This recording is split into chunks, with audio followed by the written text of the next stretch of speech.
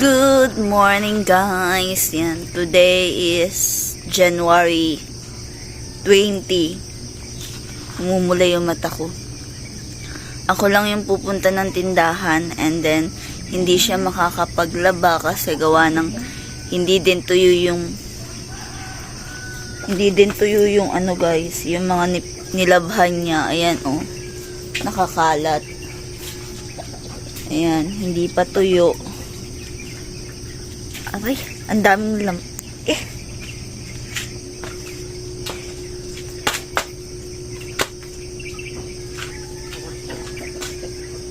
hindi na aray. Hindi na tuyo yung mga ano. Dami ang mikas.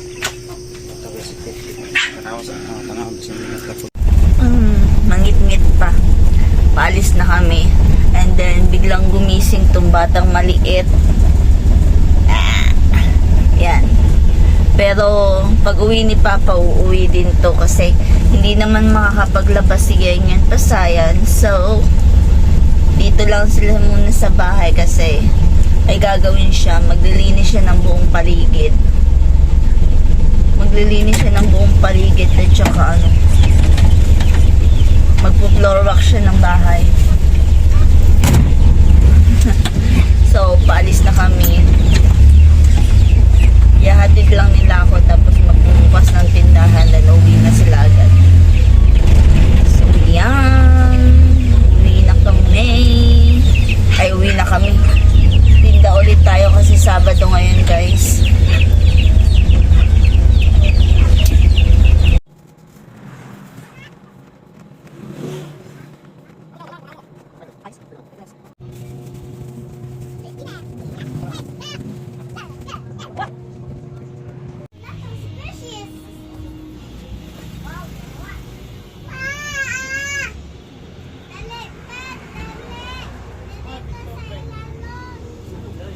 Hi guys, yan, pauwi na kami, alas 8 na ng gabi. Sobrang pagod na pagod ako. Daming tao kanina, tas ako lang mag-isa sa tindahan with bata. Hapon na kasi dumating sila Papa, hapon na siya natapos sa bahay. Hindi naman siya naglaba. Naglinis lang siya ng bahay guys. And then yun, nagpabili ako ng pipino kasi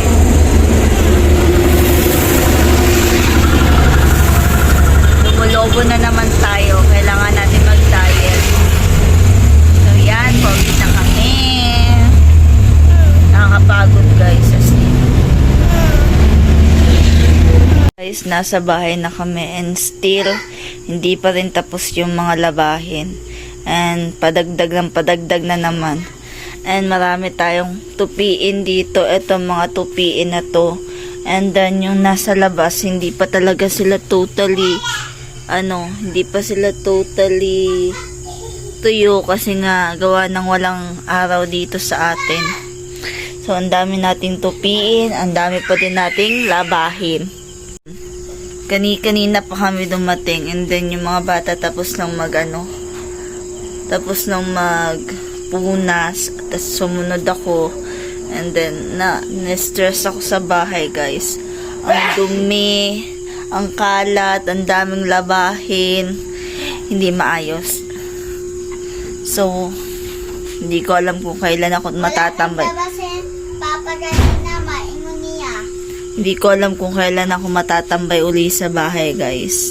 Pero darating yung time na matatambay uli tayo sa bahay kasi nga meron tayong spare time na walang klase. So tatambayan ko yung bahay. Ayan. Nakaka-stress, nakakapagod as in. Magbibihis na muna ako. Ayan o. Diba? Kaano ko lang. And then, nagluluto pa.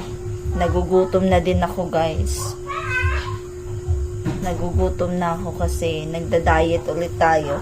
Diet pa more. Hanggang sa maday na tayo nito. Nagugutom na talaga ako. Kanina pa kumakalam yung tiyan ko.